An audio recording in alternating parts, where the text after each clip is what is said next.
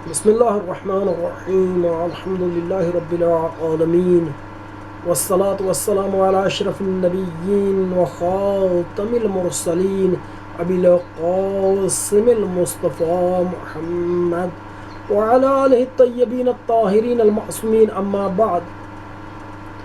آج ہم آپ کے سامنے وہی خطبہ شقشقیہ کے تسلسل کو بیان کریں گے۔ ہم نے آپ کے سامنے یہ بیان کیا کہ امیر مؤمنین علی علیہ السلام نے ارشاد فرمایا ارا تراث نہبا، میں نے دیکھا میری میراث کو چھین لیا گیا۔ اس سے پہلے ہم نے آپ کے سامنے یہ بیان کیا تھا کہ مولا نے فرمایا فصبرت وفی العین قضا وفی الحلق شجا، میں نے ان دو مقامات پر کہ میں حملہ کروں کٹے ہوئے ہاتھ کے ساتھ یا میں گمراہی و ضلالت پر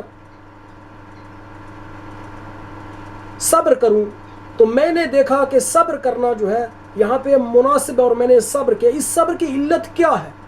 لوگ گمراہ ہو رہے ہیں، لوگ گمراہی میں جا رہے ہیں، لوگ بدعات کا شکار ہو رہے ہیں، لیکن وصیت رسول خدا ہے کہ وہ ان کو اسی ضلالت میں اور اسی گمراہی میں چھوڑ رہے ہیں اور فرما رہے ہیں کہ میں صبر کرنا زیادہ مناسب جانا۔ اس لیے صبر کرنا مناسب ہے کیونکہ ہدایت اس صورت میں انسان پر فرض ہوتی ہے کہ جب انسان استطاعت رکھتا ہو، جب انسان کے پاس استطاعت نہیں اور وہ کچھ نہیں کر سکتا، تو اس صورت میں انسان پر تکلیف نہیں۔ لذا امیر مؤمنین علی علیہ السلام نے جب دیکھ رہے ہیں کہ لوگ جہالت میں ہیں، لوگ تاریکی میں جا رہے ہیں، اور آپ نے لوگوں کو پھر بھی انہی کی حالت پر چھوڑ دیا، تو آپ پر امر بمعروف نہی از منکر اس صورت میں واجب ہے کہ جب آپ کے پاس استطاعت ہوتی لوگوں کو برائی سے روکنے کی، لوگوں کو جہالت اور گمراہی سے روکنے کی۔ حالانکہ امیر مؤمنین کو لوگوں نے گھر بٹھا دیا، خانہ نشین کر دیا۔ عقل اس مقام پر یہی کہتی ہے کہ آپ پر استطاعت کے ہوتے ہوئے لوگوں کو برائی سے روکنا واجب ہے، اور لوگوں کی ہدایت جب انسان کے پاس استطاعت ہو، قدرت ہو، اس صورت میں واجب ہے۔ لیکن اگر انسان کے پاس طاقت نہیں، استطاعت نہیں، تو اب اگر خلیفہ خدا لوگوں کو ان کے حال پہ چھوڑ رہا ہے تو یہ خلیفہ خدا نے کوئی غلطی انجام نہیں دی، وہ اس لیے کہ اس کے پاس قدرت نہیں، اس کے پاس استطاعت نہیں امر بالمعروف کرنے کی۔ کیوں؟ لوگوں کی باغ دوڑ اس کے ہاتھ میں نہیں۔ اب اس کے بعد امیر مؤمنین علی علیہ السلام نے یہ ارشاد فرمایا حتی مغل اولو لسبیلہ، یہاں تک کہ اول اپنی راہ کو چل پڑا، اپنی راہ پر گزر گیا۔ کون سی راہ؟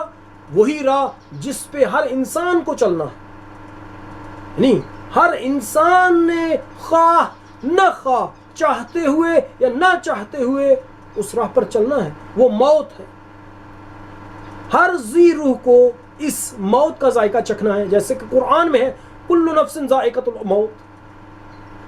تو حضرت جناب ابو بکر اس دنیا سے چلے گئے، جناب ابو بکر اس دنیا سے گئے، فعدل، اب امیر مؤمنین علی علیہ السلام ارشاد فرماتے ہیں فعدل بها الى ابن الخطاب بعدا، کہ انہوں نے اس خلافت کی باغ دوڑ کو عمر ابن خطاب کی طرف دف کر دیا، پھینک دیا۔ دف کا معنی پھیرنا ہے، یعنی دف کا معنی چھوڑنا ہے۔ اب ہم ان لوگوں سے سوال کریں گے کہ اے انسان، اے منصف آدمی، اے صاحب انصاف، اے مسلمان، کس دلیل کے ساتھ جناب حضرت ابو بکر نے اس امر خلافت کو اپنے بعد میں آنے والے شخص کی طرف سونپا؟ اور تاریخ میں ہے کہ انہوں نے وصیت بھی کی کہ یہ امر میرے بعد فلاں کے لیے ہے، اور تقریراً بھی لوگوں کو بیان بھی کیا کہ میرے بعد مبادا کسی اور کو یہ چیز نہ پہنچے، خلافت نہ پہنچے، فلان کو دینا، تحریری بھی اور وصیت بھی اور کہہ کر بھی۔ تعجب ہے مسلمانوں پر، ایک شخص 2 سال 3 مہینے اور اس کے بعد اختلاف ہے 5 دن کم 3 مہینے سے، 7 دن کم 3 مہینے سے، یا 12 دن 3 مہینے سے زیادہ زندہ رہتا ہے رسول خدا صلی اللہ علیہ وآلہ وسلم کی وفات کے بعد، لیکن اتنی مدت میں جب ان کے پاس خلافت ہے تو اپنے بعد والے شخص کے لیے مرنے کے وقت وصیت کر کے جاتا ہے۔ اے انسان، اے مسلمان، اے مؤمن، آپ یہ کیسے کہہ سکتے ہیں کہ رسول اللہ کے بعد میں آنے والا شخص وصیت کر کے جاتا ہے اور تاریخ میں رقم ہے، لکھی گئی ہے اس کی وصیت، زبانی بھی تحریری بھی، لیکن رسول اللہ صلی اللہ علیہ وآلہ وسلم جنہوں نے زحمت کی اسلام کو پھیلانے میں، اسلام کا بوٹا پودا اسے نہال کی صورت میں تھا، درخت کی طرح کر دیا، اور انہوں نے وصیت اپنے بعد میں آنے والے کے لیے، اپنے جانشین کے لیے نہیں کی۔ تعجب ہے لوگوں پر، ایسے انصاف کرنے والوں پہ، ایسے اہل خرد پر کہ جو یہ کہتے ہیں، اور تاریخ میں رقم ہے، تاریخ میں لکھی گئی ہے، ثبت ہے، رجسٹرڈ ہے جناب ابو بکر کی یہ وصیت کہ میرے بعد یہ امر خلافت حضرت عمر کے لیے ہو۔ صرف 2 سال اور 3 مہینے، کچھ دن زیادہ یا کچھ دن کم انہوں نے خلافت کی، لیکن اپنے بعد وصیت کر کے جا رہے ہیں۔ ہم ایسے لوگوں سے سوال کریں گے کہ بابا آپ بتائیں، خلیفہ اول جب اس دنیا سے جانے لگتے ہیں تو وہ وصیت کر کے جاتے ہیں، رسول اللہ جنہوں نے زحمت کی ہے وہ وصیت کر کے نہیں گئے، اس دنیا میں اپنے جانے کے بعد اپنے جانشین کو معین نہیں کر کے گئے۔ تو یہاں سے آپ لوگوں کو اندازہ کر لینا چاہیے، جب ایک شخص 2 سال کے لیے رہتا ہے، خلیفہ اپنے بعد اپنے جانشین کو مقرر کرتا ہے، معین کرتا ہے، رسول اللہ کیسے اس امر کو، امر خطیر کو، امر مہم کو ترک کر کے جا سکتے ہیں، چھوڑ کے جا سکتے ہیں؟ ہم یہ سوال ان لوگوں پہ کر رہے ہیں جو کہتے ہیں کہ رسول اللہ نے اپنے بعد خلیفہ مقرر نہیں کیا۔ اس کے بعد امیر المؤمنین علی علیہ السلام فرماتے ہیں فَأَدْلَ بِهَا إِلَى ابْنِ الْخَطَّابِ بعد۔ عدلہ، یہ جملہ اور یہ کلمہ قرآن میں آیا ہے، قرآن میں اس مقام پر کہ لا تأکلوا اموالکم بینکم بالباطل وتدلوا بها الى الحکام، کہ اپنے مالوں کو باطل کے ساتھ نہ کھاؤ، وتدلوا، اور تم ان اموال کو لوٹاتے ہو حکام تک تاکہ وہ تمہارے حق میں فیصلہ کر دیں۔ امیر مؤمنین علی علیہ السلام نے اس مقام پر کلمہ عدلہ کو، یعنی عدلہ یدلی ادلاعن باب افعال سے اس کلمے کا استعمال کرنا اس بات کی طرف ہمیں لے جاتا ہے اور ہماری رہنمائی کرتا ہے۔ امیر مؤمنین نے اس کلمے کے ساتھ اس طرف اشارہ کیا ہے کہ یہ مسئلہ یہاں پہ کوئی اور تھا، مسئلہ یہاں کوئی اور تھا۔ وَتُدْلُ بِهَا إِلَى الْحُكَّامِ، تم ان اموال کو حکام کی طرف لوٹاتے۔ کوئی کہتا ہے کہ بھی یہ تو نہیں ہو سکتا، وہ اس لیے نہیں ہو سکتا کہ یہ شخص جو جا رہا ہے اس کو اس مال کا کوئی فائدہ نہیں، اس مال کا کوئی فائدہ نہیں اسے، اس لیے کہ یہ تو جا رہا ہے، یہ تو اس دنیا سے چلا گیا، اس کو کیا فائدہ ہے مال کا؟ اور یہ امر جو کام ہے اس سے اس کو کوئی اس کی ذات کو آئندہ میں کوئی فائدہ نہیں. لیکن ہاں امیر مؤمنین علی علیہ السلام نے اس کلمے کو اس لیے استعمال کیا ہے ہر وہ چیز یعنی اس کا حق میری طرف تھا، میرا تھا. اب چونکہ یہ میری طرف نہیں آئی تو گویا کہ اس میں وہی معنی پایا جاتا ہے جو آیت سے مراد ہے، ادلا کا معنی. یہ اس چیز کی طرف اشارہ کر رہے ہیں امیر مؤمنین علی علیہ السلام. فعدل بها الى ابن الخطاب بعد. اب آگے بیان فرماتے ہیں فیا عجبا بین ہوا یستقیلها فی حیاتہ. مولا فرماتے ہیں پھر اس کے بعد امیر مؤمنین علی علیہ السلام اس طرح سے ارشاد فرماتے ہیں کہ آپ نے ایک شعر کو بیان کیا ہے، وہ عائشہ کا شعر ہے. ثم تمثل بقول العائشہ شتانا ما یوم علی کورہا و یوم حیان اخی جابری. یوم حیان اخی جابری اس کے معنی میں بہت سارے احتمال ہیں، کیوں امیر مؤمنین علی علیہ السلام نے یہ جملہ بیان فرمایا شتانا ما یوم علی کورہا و یوم حیان اخی جابری. شتانا یہ اس میں فعل ماضی ہے، اس میں معنی تعجب پایا جاتا ہے، اور ما جو ہے یہ ما زائدہ ہے اس کے ساتھ جو آئی ہے. جب بھی حرف زائد آتا ہے کلام میں وہ تاکید کے لیے ہوتا ہے. شتانہ معنی اس کا باعودہ ہے، باعودہ یعنی دور ہونا، اور اس میں تعجب کا معنی پایا جاتا ہے. ما یومی علی کورہا، شتانہ ما یومی علی کورہا و یوم حیان اخی جابری. یہ شتانہ دو فاعلوں کو چاہتا ہے، دو فاعل، ایک یومی ہے اور دوسرا و یوم حیان اخی جابری ہے.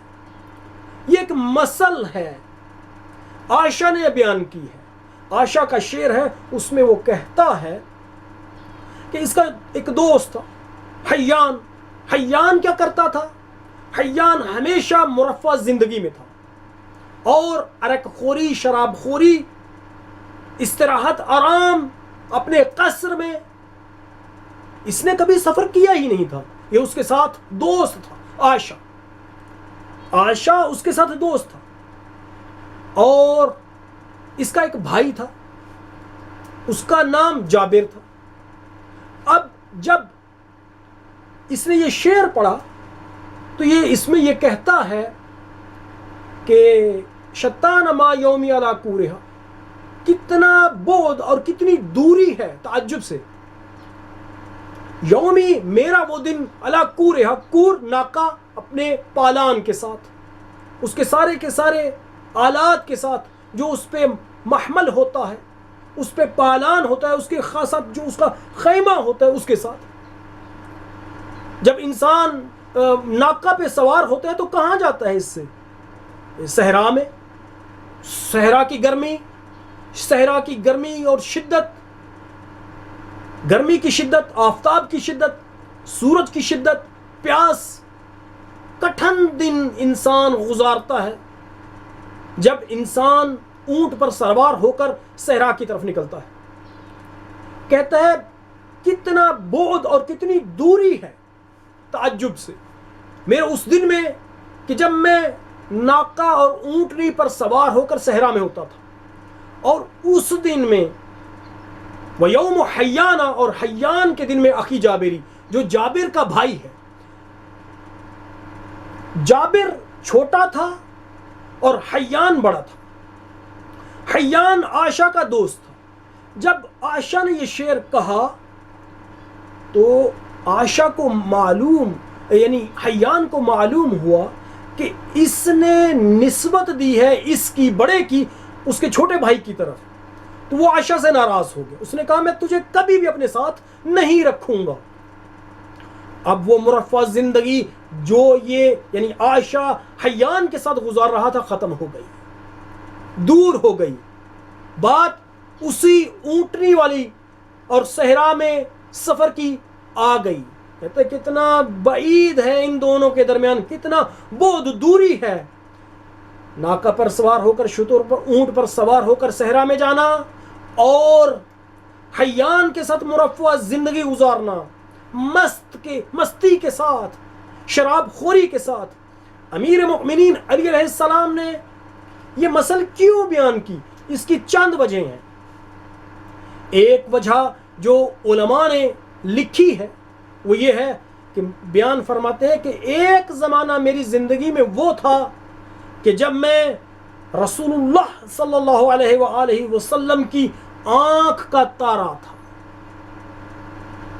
اور اب وہ زمانہ ہے کہ مجھے کوئی سلام نہیں کرتا, میں سلام کرتا ہوں جواب نہیں دیتا. یہ امیر مؤمنین علی علیہ السلام اس سے بیان فرمانا چاہتے ہیں کہ کتنا بعد اور کتنی دوری ہے تعجب سے.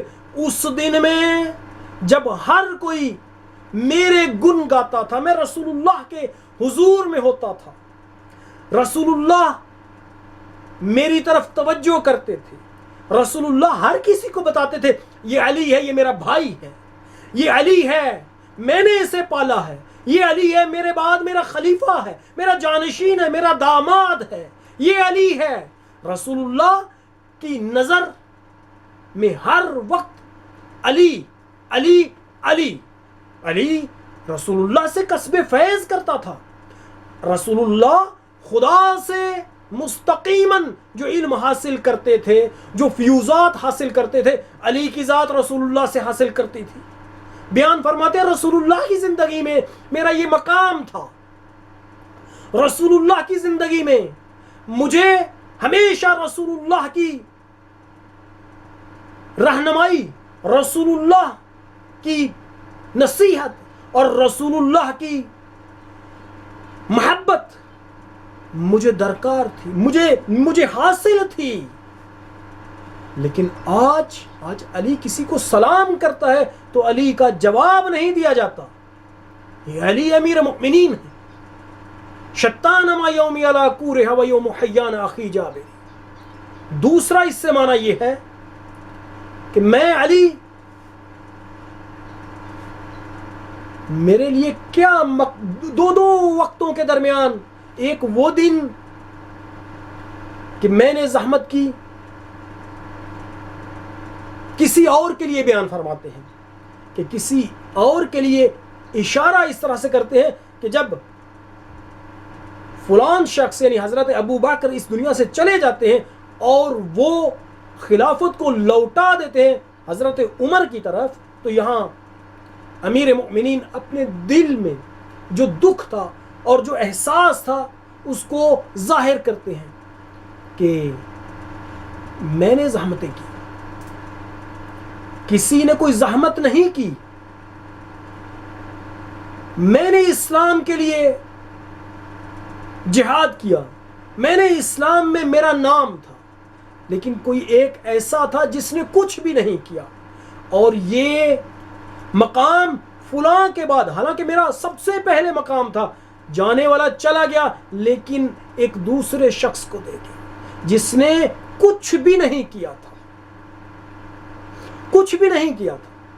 یہ دو احتمال, اس کے علاوہ بھی احتمال, لیکن علماء نے اس پہلے احتمال کو زیادہ ترجیح دی ہے.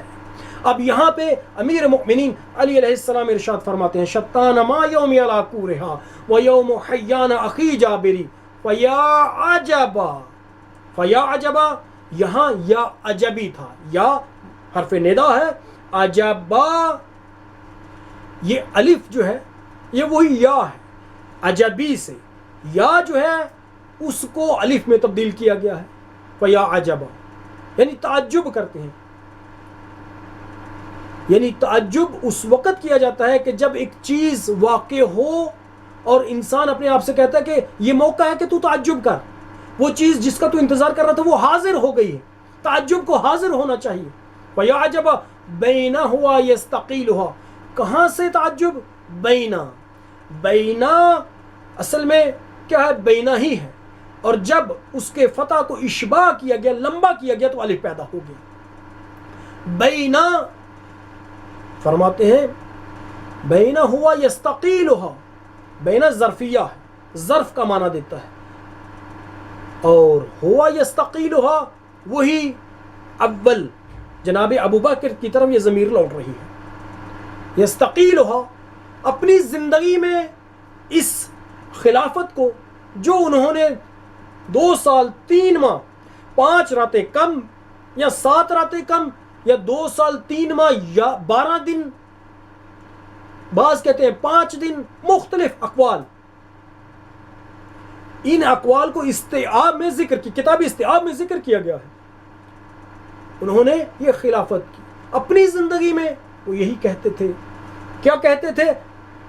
لست بخیرکم وعلی فیکم، میں تمہاری بھلائی نہیں جانتا اور علی تمہارے درمیان ہے، اقلونی اقلونی لست بخیرکم، لست بخیرکم وعلی فیکم۔ اس طرح سے دوسری عبارتیں کہتے تھے کہ میں اس کام کے لیے مناسب نہیں۔